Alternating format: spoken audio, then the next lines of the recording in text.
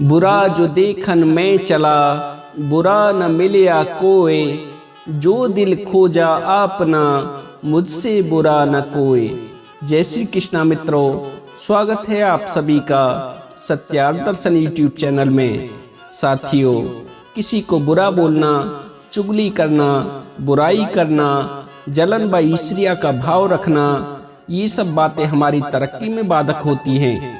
और जो खुशियाँ हमारे नसीब में होती हैं, हमें मिलने वाली होती हैं, ये उसमें रुकावट पैदा कर देती हैं। अब सवाल उठता है कि कैसे, तो ये हम आपको आज की इस छोटी सी कहानी के माध्यम से बताते हैं।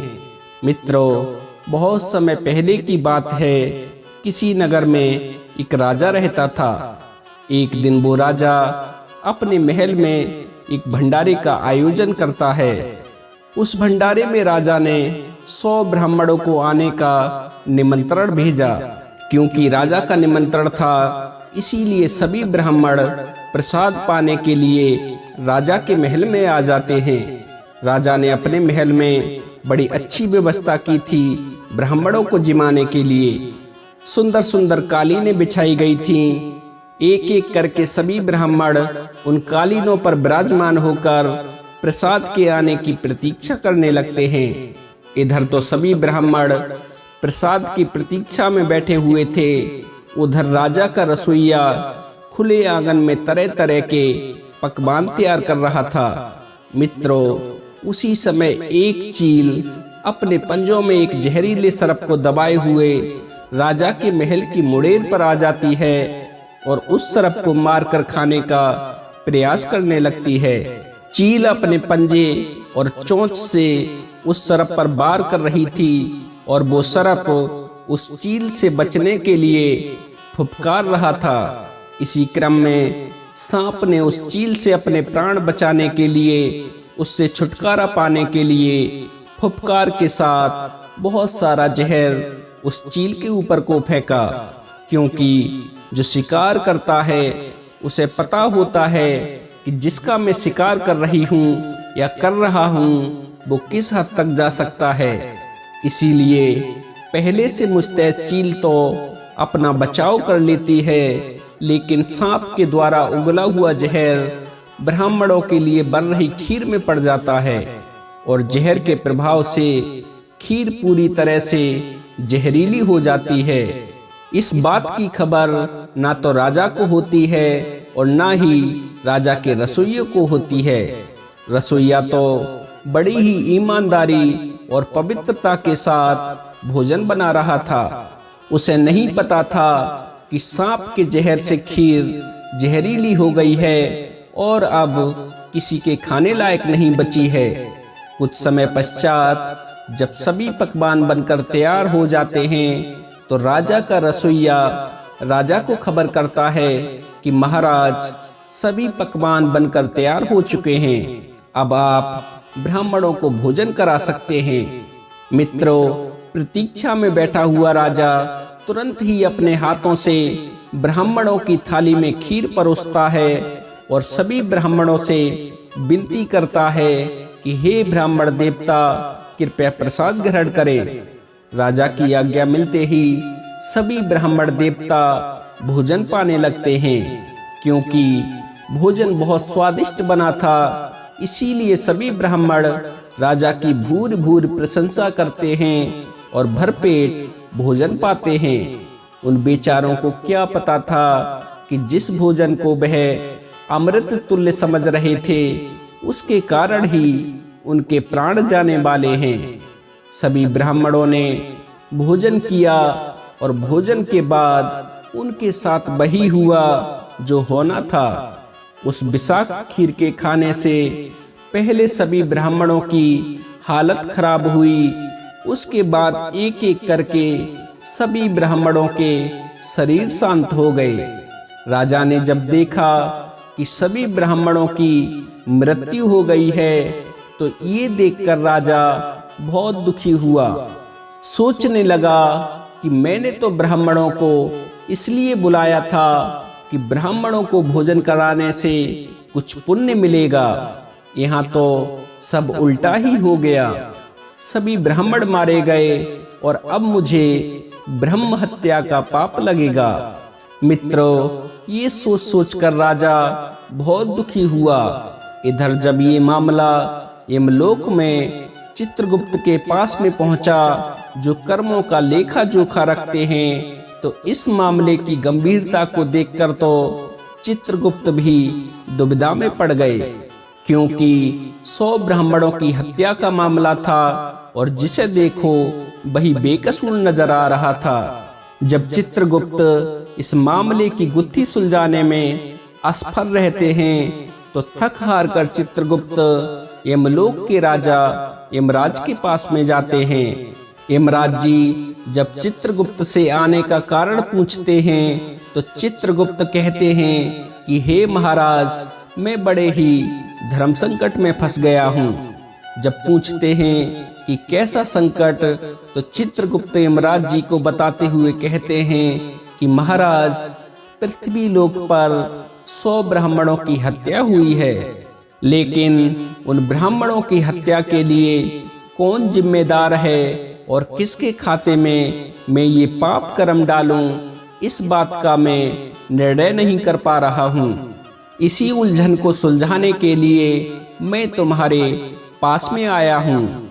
यमराज जी जब चित्रगुप्त के मुख से सारी बातों को सुनते हैं, तो कहने लगते हैं कि राजा दोषी है, जिसने उन ब्राह्मणों के लिए भंडारे का निमंत्रण भेजा था।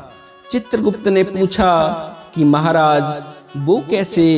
तो यमराज बोले कि ना राजा उस भोज का आयोजन करता और ना ही उन ब्राह्मणों को अपने प्राण गंवाने पड़ते। यमराज की इन बातों को सुनकर चित्रगुप्त बोले, प्रभु, राजा कैसे दोषी हो सकता है? उस बेचारे को तो ये भी पता नहीं था कि जो खीर में परोस रहा हूँ उसमें जहर मिला हुआ है। उसने तो ब्राह्मणों को भोजन कराने के उद्देश्य से बुलाया था, मारने के उद्देश्य से नहीं। इसीलिए आप ब्राह्मणों की हत्या में राजा को दोषी नहीं ठहरा सकते। यमराज बोले, बात तो तुम्हारी सही है चित्रगुप्त, राजा ने ब्राह्मणों को जिमाने के लिए बुलाया था, मारने के लिए नहीं। फिर तो पक्का राजा का रसोइया ही दोषी होगा, क्योंकि उसके द्वारा बनाए हुए भोजन से ही सभी ब्राह्मणों की मृत्यु हुई है। चित्रगुप्त जी बोले कि महाराज, फिर आप गलती कर रहे हैं। ब्राह्मणों की हत्या के लिए आप रसोइया को कैसे दोषी ठहरा सकते हैं? उस बेचारे ने तो पूरी ईमानदारी और निष्ठा के साथ भोजन पकाया था। उसे क्या पता था कि किसी सांप ने भोजन में जहर उगल दिया है। यमराज बोले, हाँ चित्रगुप्त, ये बात भी तुम्हारी सही है। फिर कौन वह सांप जिसने अपनी आत्मरक्षा में जहर निकाला था?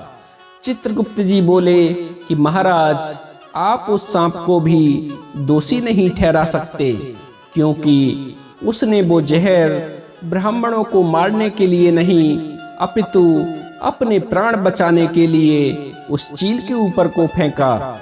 उसे क्या पता था कि नीचे राजा का रसोइया ब्राह्मणों के लिए भोजन पका रहा है। इसीलिए आप सांप को भी दोषी नहीं ठहरा सकते। अब तो यमराज का भी दिमाग खराब हो गया। फिर कुछ सोचकर यमराज जी बोले, फिर तो पक्का वो चील ही दोषी है, जो उस सर्प को लेकर राजा के महल में पहुंची। ना वो उस सर्प को लेकर आती और ना ही उन ब्राह्मणों की हत्या होती। चित्रगुप्त बोले, प्रभु, आप भी कैसी बातें कर रहे हो? उस बेचारी चील का इसमें क्या दोष है? वो तो अपना कर्म कर रही थी। सांप चील का भोजन है, यदि भोजन नहीं करेगी तो फिर वो जिंदा कैसे रहेगी? और उस सांप की तरह चील को भी नहीं पता था कि नीचे ब्राह्मणों के लिए भोजन बनाया जा रहा है। और दूसरी बात, उन ब्राह्मणों की हत्या से चील को भला क्या लाभ मिलेगा? कोई जब किसी पाप कर्म को करता है तो उसे उस कृत्य से किसी लाभ की कामना होती है, लेकिन यहाँ तो ब्राह्मणों की हत्या से किसी को भी लाभ नहीं हो रहा, इसीलिए हम चारों को दोषी नहीं ठहरा सकते।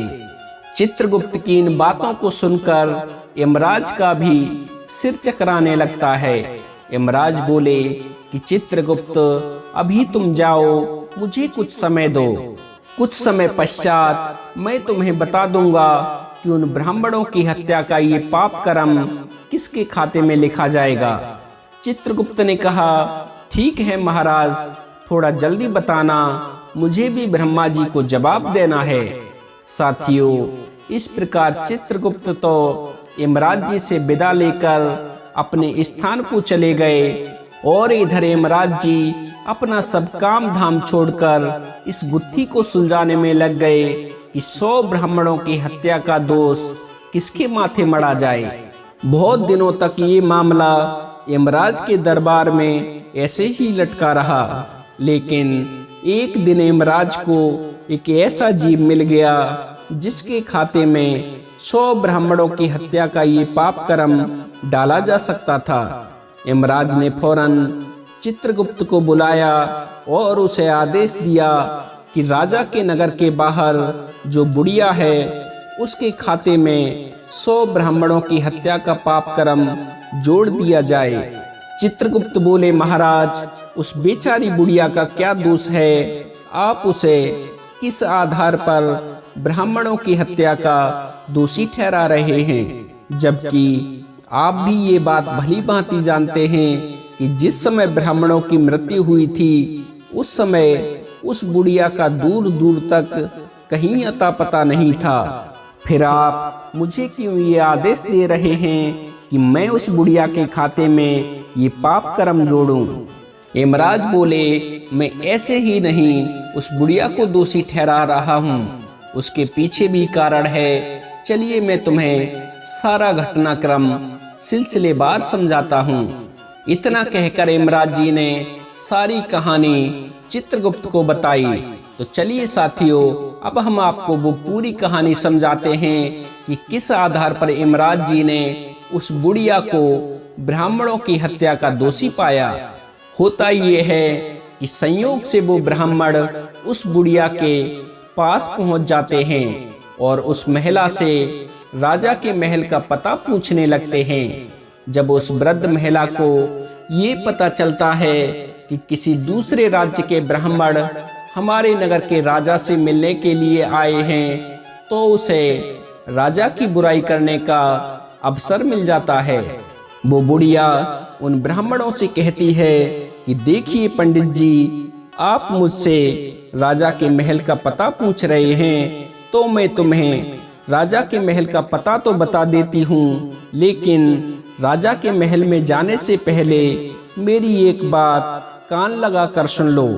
जब मेहमान ब्राह्मणों ने कहा, ऐसी क्या बात है, तो वो बुढ़िया बोली, हे ब्राह्मण देवताओं, जिस राजा से तुम मिलने जा रहे हो वो राजा तुम जैसे ब्राह्मणों को भोजन में विष देकर हत्या करवा देता है। मित्रों, उस वृद्ध महिला ने उन ब्राह्मणों से जैसे ही ये शब्द कहे तो उसी समय यमराज ने फैसला ले लिया कि उन मृत ब्राह्मणों की मृत्यु के पाप का फल इसी बुढ़िया के खाते में जाएगा और इस वृद्ध महिला को उस पाप का फल भुगतना होगा। जब चित्रगुप्त ने पूछा, प्रभु वो कैसे, जबकि उन मृत ब्राह्मणों की हत्या में उस महिला की तो कोई भूमिका भी नहीं थी, तब यमराज ने कहा कि भाई देखो, जब कोई व्यक्ति पाप करता है तब उसे बड़ा आनंद मिलता है, पर उन मृत ब्राह्मणों की हत्या से ना तो राजा को कोई आनंद मिला और ना ही उस रसोइया को कोई आनंद मिला। इसी तरह उन ब्राह्मणों की हत्या से ना ही उस सांप को आनंद मिला और ना ही उस चील को आनंद मिला, पर उस पाप कर्म की घटना का बुराई करने के भाव से बखान कर उस महिला को जरूर आनंद मिला, क्योंकि वो महिला राजा से द्वेष भावना रखती थी। उसे पता था कि ब्राह्मणों की हत्या में राजा दोषी नहीं है, राजा से ये पाप कर्म अनजाने में हुआ है। फिर भी वो बुढ़िया राजा को बदनाम करने के उद्देश्य से और अपने आनंद के लिए उन ब्राह्मणों से ऐसा कहती है। इसीलिए राजा के उस अनजाने पाप कर्म का फल अब इस महिला के खाते में जाएगा। मित्रों, यमराज की इन बातों को सुनते ही चित्रगुप्त फौरन ही उन 100 ब्राह्मणों की हत्या का पाप कर्म उस बुढ़िया के खाते में लिख देते हैं।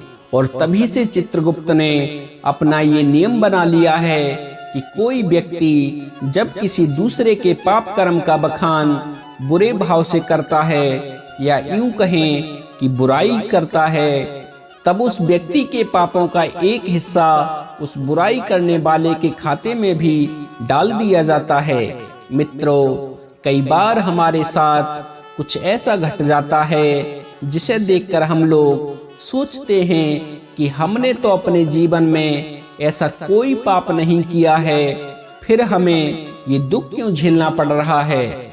हम तो किसी के साथ में बुरा नहीं करते, फिर हमारे जीवन में इतने कष्ट कहाँ से आते हैं। तो मित्रों, हम आपको बता दें कि ये कष्ट और कहीं से नहीं आते, बल्कि हम लोग दूसरों को नीचा दिखाने के लिए उनकी बुराई करते हैं, उनके पाप कर्म का बखान करते हैं। तो ऐसे में हम दूसरों के पाप कर्म का फल अपने खाते में जमा कर लेते हैं, और जिस पाप कर्म का फल दूसरे को भुगतना था उसे हम भोग रहे होते हैं।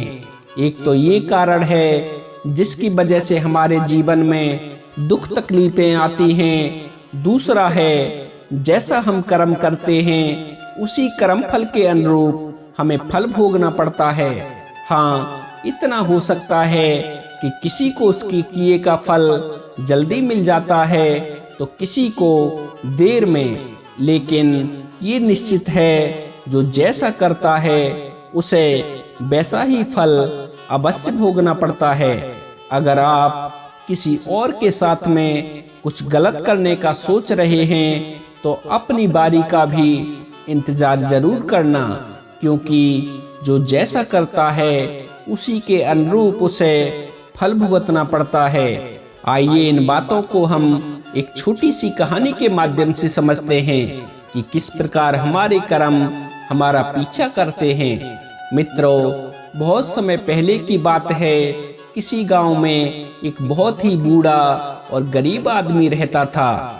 बहुत बूढ़ा होने की वजह से वह कोई काम धंधा तो कर नहीं पाता था, बस भिक्षा मांगकर ही अपना व अपनी पत्नी का पेट पालता था। वह कोई पैदाइशी भिखारी नहीं था, उसके कुछ ऐसे कर्म थे जिसके कारण आज उसकी ऐसी हालत हो गई थी। बहुत बुरा हाल था, दर दर भीख मांगकर उसे अपना गुजारा करना पड़ रहा था। वह वृद्ध भिखारी रोज एक बस्ती में भीख मांगने के लिए जाता था और बस्ती के प्रत्येक दरवाजे पर जाकर भीख देने के लिए आवाज लगाता था। उसी बस्ती में एक घर ऐसा भी था जिसके दरवाजे से उसे भीख तो कम लेकिन गालियां ज्यादा मिलती थी। उस घर का जो मालिक था वो बड़ा ही निष्ठुर स्वभाव का और बड़ा ही कंजूस आदमी था। वो व्यक्ति कभी किसी को कोई दान नहीं करता था। जब भी कोई भिखारी उसके दरवाजे पर भीख मांगने आता तो उसे तानों के सिवाय उस घर से कुछ भी नहीं मिलता था। अधिकतर भिखारी उसके घर के आगे आवाज लगाने से डरते थे, क्योंकि उन्हें पता था यदि हमने आवाज लगाई तो भीख तो मिलने वाली नहीं है, उल्टी गालियां खाने को मिलेंगी। इसीलिए सभी भिखारी उस घर से किनारा करने में ही अपनी भलाई समझते थे। लेकिन वृद्ध भिखारी अन्य भिखारियों से बिल्कुल अलग था। उसे इन बातों से कोई फर्क नहीं पड़ता था। उसे तो जैसे ताने सुनने की आदत सी हो गई थी। उसका तो बस एक ही सिद्धांत था, जो दे उसका भी भला और ना दे उसका भी भला। उसे कोई दुत्कार भी देता था तब भी उसकी अंतरात्मा से दुआ ही निकलती थी कि परमात्मा तुम्हारा भला करे, तुम्हारे पापों को क्षमा करे। उस वृद्ध भिखारी का प्रतिदिन का यही नियम था। वो भिखारी उस सेठ के घर पर नियमित जाता था। चाहे उसे भिक्षा मिले या गाली, उससे उसे कोई फर्क नहीं पड़ता था। उस घर का मालिक उस भिखारी को खूब ताने देता था कि तुम रोज रोज मेरे दरवाजे पर मुंह उठाकर चले आते हो, तुम्हें शर्म नहीं आती? तुमसे यदि कमाकर खाया नहीं जाता तो मर क्यों नहीं जाते? कम से कम तुम्हारी ये गंदी शक्ल तो मुझे नहीं देखनी पड़ेगी। सेठ उस भिखारी को खूब बुरा भला कहता था, लेकिन भिखारी ने कभी सेठ की बातों का बुरा नहीं माना और ना ही भिखारी के मुख से सेठ के लिए कभी कोई बद्दुआ निकली। भिखारी बस इतना ही कहता कि ईश्वर तुम्हारे पापों को क्षमा करे, और इतना कहकर वो आगे बढ़ जाता। कई सालों तक ये क्रम ऐसे ही चलता रहा। हमेशा की तरह एक दिन फिर वो भिखारी उस सेठ के घर पर आता है और दरवाजे के आगे खड़ा होकर भिक्षा के लिए आवाज लगाने लगता है। उस दिन सेठ बड़ा गुस्से में था। शायद उसे व्यापार में बहुत बड़ा घाटा हुआ था। सेठ तो अपने व्यापार में हुए घाटे का शोक मना रहा था। उसी समय वो भिखारी सेठ के दरवाजे पर पहुंच गया। सेठ तो उस भिखारी की आवाज से पहले ही चिढ़ता था। उस दिन सेठ के कानों में जैसे ही उस भिखारी की आवाज पड़ी तो सेठ अपना आपा खो बैठा। सेठ ने न आओ देखा न ताओ, एक पत्थर उठाकर उस भिखारी के सर पर दे मारा। पत्थर लगते ही भिखारी जमीन पर गिर गया और उसके सिर से खून बहने लगा। भिखारी के सिर से खून बहता हुआ देखकर सेठ को भी बड़ा पश्चाताप हुआ। सेठ सोचने लगा कि मैंने भी कहां इस गरीब आदमी को पत्थर मार दिया।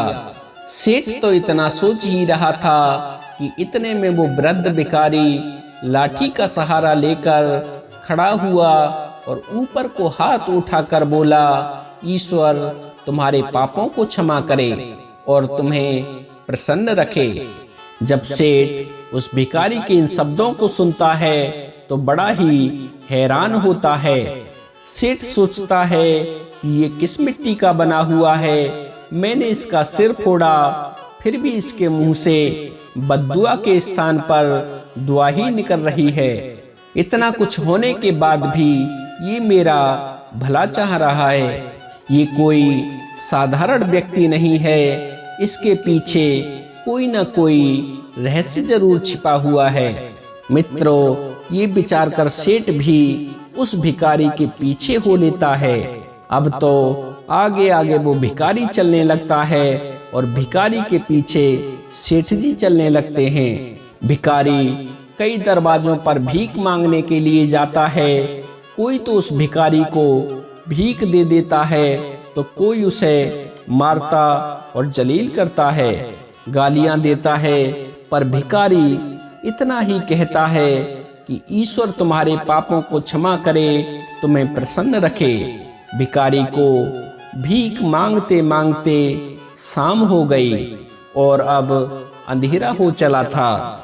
भिखारी अपने घर को लौट रहा था और सेठ भी उसके पीछे ही था।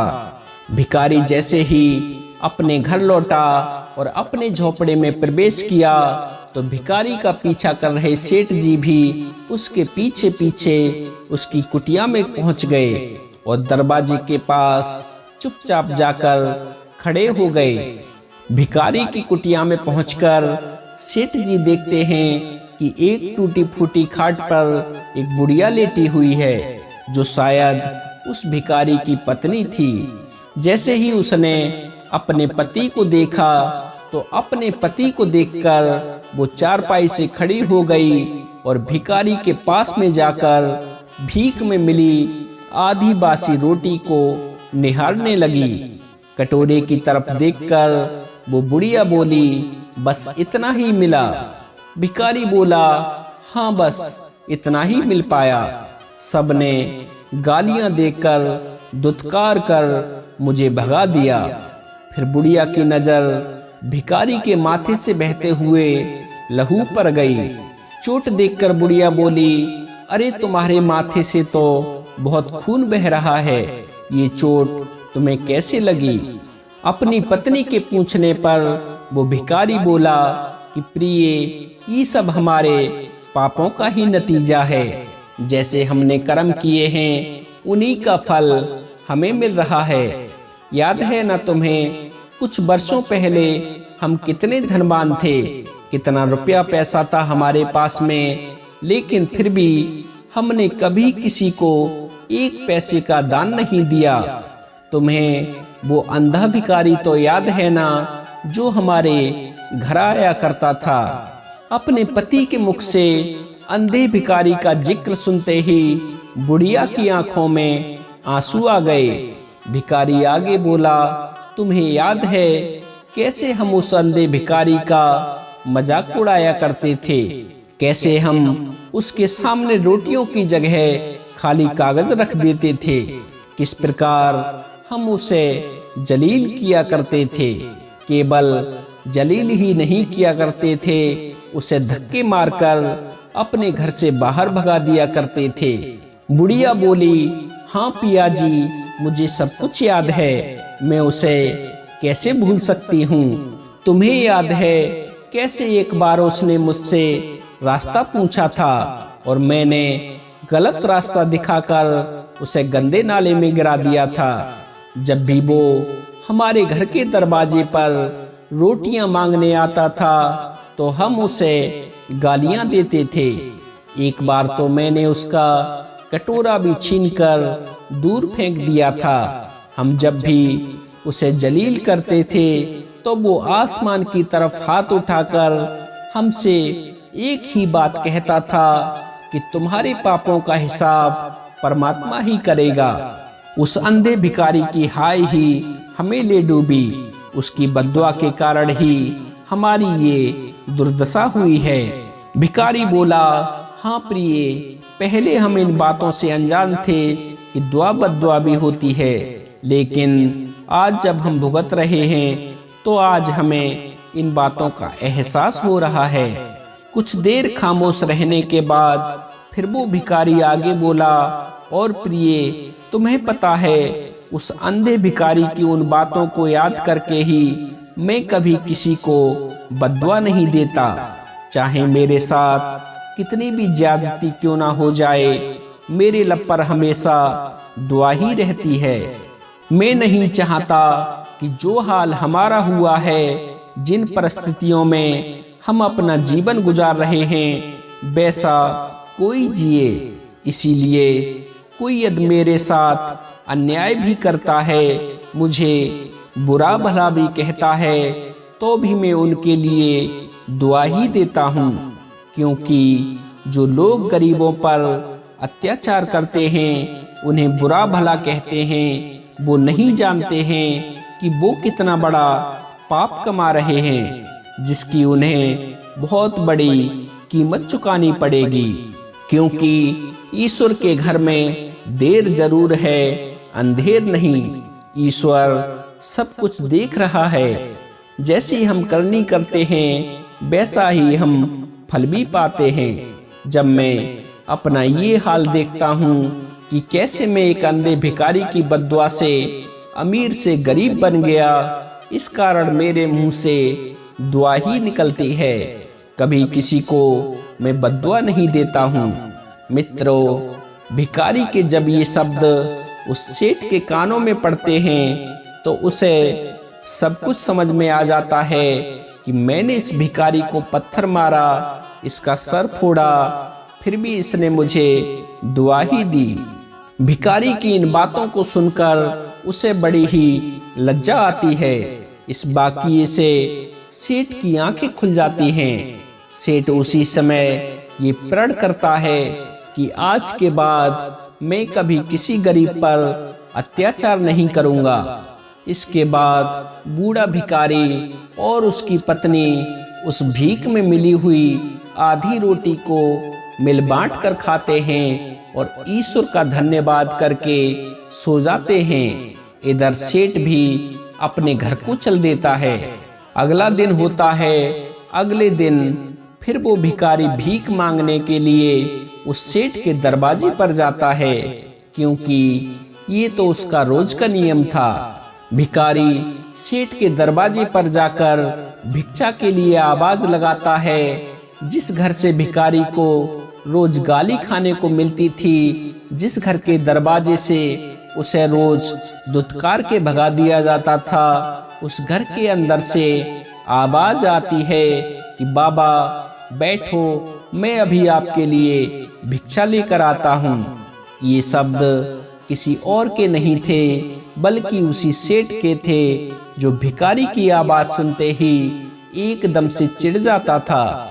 जब उस भिखारी के कानों में सेठ के मधुर स्वर सुनाई देते हैं तो उसे बड़ा ही आश्चर्य होता है।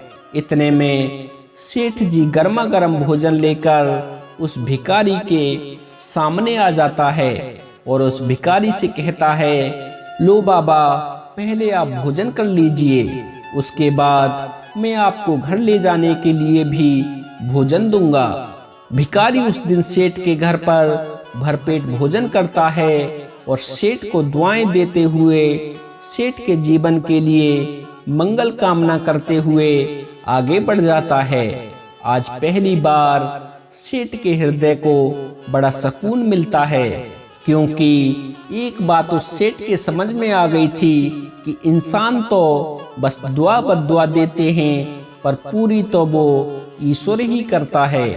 तो दोस्तों, देखा आपने कैसे हमारे कर्म हमें किस तरह की जिंदगी जीने पर मजबूर कर देते हैं। इसीलिए जीवन में हमेशा अच्छे अच्छे कर्म करो, कभी किसी का बुरा मत करो, किसी की बुराई मत करो। ईश्वर आपकी खुशियों को बनाए रखेगा। बड़े बड़े दुख मुसीबतें भी आपके जीवन से टल जाएंगी। इस संसार में यदि पुलिस झूठा सबूत दे दे तो ये संभव है कि जज महोदय द्वारा सांसारिक अदालत में अनुचित फैसला हो जाए, लेकिन याद रखना, ईश्वर की अदालत में कभी कोई अनुचित फैसला नहीं होता है। हम जब भी कोई कर्म करते हैं तो हमारे अंतःकरण को पता होता है कि हम ये कर्म किस विचार से, किस इच्छा से, किस परिस्थिति में और क्यों कर रहे हैं। हमें पता होता है कि जो हम कर्म कर रहे हैं वो गलत है या सही है, क्योंकि गुप्त मन उस बात के संबंध में स्वयं ही पूरी जानकारी रखता है। हम जिस इच्छा से, जिस भावना से जो भी काम करते हैं, उस इच्छा या भावना से ही पाप पुण्य की नाप होती है। भौतिक वस्तुओं की नाप तोल बाहरी दुनिया में होती है। जैसे मान लो कोई गरीब आदमी है और उसके पास में 2 पैसे हैं और वो उन 2 पैसों का दान कर देता है। वहीं कोई अमीर आदमी है और वह 10,000 का दान करता है। तो ऐसे में इस संसार में तो सबसे बड़ा दानी 10,000 के दान करने वाले को माना जाएगा, लेकिन ईश्वर के यहाँ वो अमीर आदमी नहीं, बल्कि 2 पैसे का दान करने वाला गरीब आदमी दानी माना जाएगा, क्योंकि उसने अपना सर्वस्व न्यौछावर कर दिया है। ईश्वर की दुनिया में ये तोल नाप नहीं चलती है। बाहर की दुनिया में रुपयों की गिनती से, काम के बाहरी फैलाव से, कथा वार्ता से, तीर्थ यात्रा आदि भौतिक चीजों से यश खरीदा जाता है, पर चित्रगुप्त देवता के देश में यह सिक्का ही नहीं चलता है। वहाँ तो इच्छा और भावना की नाप तोल है। उसी के मुताबिक पाप पुण्य का जमा खर्च किया जाता है। भगवान श्री कृष्ण जी ने महाभारत के युद्ध में अर्जुन के हाथों से लाखों लोगों को मरवा डाला। लाशों से भूमि पट गई, खून की नदियां बह गईं, फिर भी अर्जुन को कोई पाप नहीं लगा। जानते हो ऐसा कैसे हुआ? तो हम आपको बता दें कि ऐसा इसीलिए हुआ क्योंकि अर्जुन का उद्देश्य पवित्र था। वह पाप को नष्ट करके धर्म की स्थापना करना चाहता था। बस उसकी वही इच्छा खुफिया रजिस्टर में दर्ज हो गई। आदमियों के मरने जीने की संख्या का कोई हिसाब नहीं लिखा गया। दुनिया में करोड़पति की बड़ी प्रतिष्ठा है, पर यदि उसका दिल खोटा है तो चित्रगुप्त के दरबार में भिखमंगा शुमार किया जाएगा। दुनिया का भिखमंगा या दिल का धनी है तो उसे बादशाह गिना जाएगा। इस प्रकार मनुष्य जो भी काम कर रहा है वह किस नियत से कर रहा है, वह नियत भलाई या बुराई जिस दर्जे में लिखी जाएगी उसी के अनुरूप उसे दंड मिलेगा। एक फांसी लगाने वाला जल्लाद भी पुण्य आत्मा गिना जा सकता है और एक धर्मध्वजी तिलकधारी पंडित भी गुप्त रूप से दुराचार करने पर पापी माना जा सकता है। बाहरी आडंबर का कुछ मूल्य नहीं है। इन बातों को हम इस प्रकार समझ सकते हैं जैसे समुद्र में पाई जाने वाली सीप का कोई मूल्य नहीं है। मूल्य तो सीप के अंदर पाए जाने वाले मोती का होता है। उसी प्रकार मनुष्य के बाहरी आडंबर से उसके बारे में कुछ कहा नहीं जा सकता। उसके लिए उसके मन के अंदर झांक कर देखना पड़ता है, वह कैसा आदमी है, उसकी भावना कैसी है। असली तत्व तो उसकी इच्छा शक्ति और भावना में छिपा हुआ है। उसी इच्छा शक्ति से प्रेरित होकर वह मनुष्य वैसा ही कर्म करता है। पाप पुण्य की जड़ कार्य और प्रदर्शन में नहीं अपितु निश्चित रूप से इच्छा और भावना में छुपी हुई है। दोस्तों, हमारे जीवन में जो भी परेशानियां आती हैं उनका संबंध कहीं ना कहीं हमारे कर्मों से होता है। कभी तो हम जानबूझकर कोई गलत काम करते हैं और कभी हमसे अनजाने में गलत काम हो जाता है, जिसके कारण हमें आगे चलकर परेशानी उठानी पड़ती है। आइए इन बातों को हम एक छोटी सी कहानी के माध्यम से समझते हैं। मित्रों, किसी राज्य में एक राजा रहता था। उसके दरबार में 3 ऐसे व्यक्ति थे जिन पर राजा बहुत अधिक विश्वास करता था। एक दिन राजा ने अपने 3 विश्वास पात्र दरबारियों को अपने महल में बुलाया और बुलाकर अपने 3 दरबारियों की परीक्षा लेने की सोची। राजा ने 3 दरबारियों को एक एक थैला देते हुए कहा कि आप लोग मेरे दरबार के सबसे समझदार व्यक्ति हो, इसीलिए मैं ये काम तुम तीनों को सौंप रहा हूँ। आप इन थैलों को लेकर मेरे बगीचे में जाइए और मेरे बगीचे से जो सबसे अच्छे फल लगे हुए हैं उन्हें तोड़कर मेरे पास लाइए। 3 दरबारियों ने राजा की आज्ञा का पालन किया और राजा से थैला लेकर बगीचे के लिए चल दिए। और कुछ ही समय के पश्चात 3 दरबारी राजा के बगीचे में खड़े थे। पहले दरबारी ने वाटिका में जाकर सोचा कि राजा के लिए मैं अच्छे अच्छे फल तोड़कर ले जाता हूँ ताकि राजा को पसंद आए, क्योंकि राजा ने कहा है कि बगीचे में जो भी अच्छे फल हैं वो तोड़कर मेरे पास लाइए। इसीलिए पहला दरबारी बगीचे में घूम घूम कर अच्छे फल तोड़ तोड़ कर अपने थैले में भरने लगता है और बगीचे के सबसे उत्तम फलों से अपना थैला भर लेता है। दूसरे दरबारी ने वाटिका में जाकर के सोचा कि हमारे राजा को तो फल पसंद ही नहीं है, वो तो फलों को देखेगा भी नहीं। और ऐसा सोचकर दूसरा दरबारी अच्छे और बुरे दोनों तरह के फल अपने थैले में भर लेता है। दोनों दरबारी तो अपना अपना थैला भर चुके थे। एक ने तो बहुत ही अच्छे फल अपने थैले में भरे थे और दूसरे ने अच्छे और बुरे फल अपने थैले में भरे थे। वहीं तीसरा दरबारी क्या करता है, वो अपना दिमाग लगाता है और विचार करता है कि समय क्यों बर्बाद किया जाए। राजा तो मेरा भरा हुआ थैला ही देखेंगे, अंदर क्या है ये उन्हें थोड़े ही पता चलेगा। और यही विचार कर तीसरा दरबारी जल्दी से अपने थैले में घास फूस को भर लेता है। जब तीनों दरबारियों के थैले भर जाते हैं, तीनों दरबारी अपने अपने थैलों को लेकर राजदरबार में पहुंचे। उधर उस राजा ने क्या काम किया कि राजा ने थैलों को देखे बिना ही उन तीनों दरबारियों को 1 महीने के लिए जेल में बंद करने का हुक्म सुना दिया और उसने अपने सैनिकों को आदेश दिया कि इन्हें जेल में कुछ भी खाने के लिए नहीं दिया जाए। जब सैनिकों ने कहा कि महाराज इस प्रकार तो उनकी मृत्यु हो जाएगी, तो राजा बोला उनकी मृत्यु कैसे हो सकती है। तीनों दरबारियों के पास में फलों से भरा हुआ थैला है। जो फल वे बगीचे से तोड़कर लाए हैं, वे अपने फल खाकर ही अपना गुजारा करेंगे। राजा के सैनिकों ने राजा के आदेश का पालन किया और तीनों दरबारियों को ले जाकर कारागार में डाल दिया। तीनों दरबारियों के पास में अपने थैलों के अलावा कुछ भी नहीं था। अब आप अंदाजा लगा सकते हैं कि तीनों दरबारियों का जेल में 1 महीने का समय कैसे बीता होगा।